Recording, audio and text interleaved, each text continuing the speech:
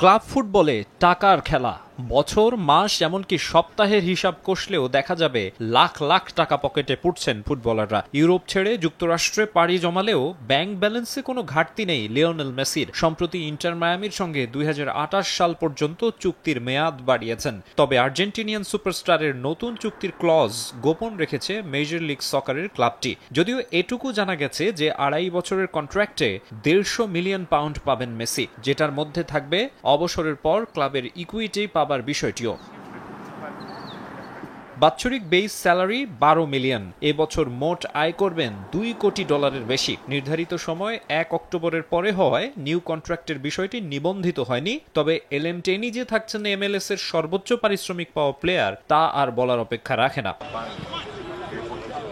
লিগের highest paid player লিস্টে Messi and ফ্রেন্ডসের জয় জয়কার। সার্জিও বুস্কেটস ৮.৮, জর্দি আলবা ৬ আর লুইস সুয়ারেস পাবেন $১.৫ মিলিয়ন। আর $১১.১৫ মিলিয়ন মেসির পরই ২ নম্বরে সন হিউং মিন।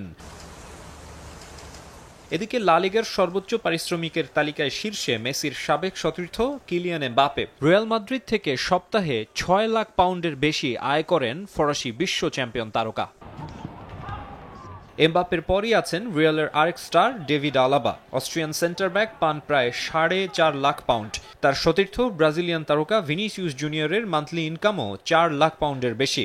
এল ক্লাসিকোতে বদলি হওয়ার পর কোচ শাবি আলোনসোর সঙ্গে মেজাজ দেখিয়ে পরে আবার ক্ষমাও চেয়েছেন ভিনি। কোচের সঙ্গে এই ঝামেলার মাঝেই শোনা যাচ্ছে সেলেসাও তারকার সঙ্গে নতুন চুক্তির কথা ভাবছে মাদ্রিদিস্তারা। তখন পারিশ্রমিকের তালিকায় আলাবাকে টপকেও যেতে পারেন তিনি।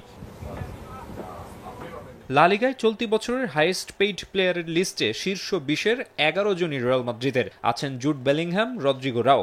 বার্সেলোনার খেলোয়াড় আছেন ৭ জন। শীর্ষ ৫-এ আছেন কেবল রবার্ট লেভানডস্কি। টপ 10-এ আছেন ফ্র্যাঙ্কি ডি ইয়ং, Raphinha, Lamine Yamal. Maksum Alam Khan, Somoy সংবাদ।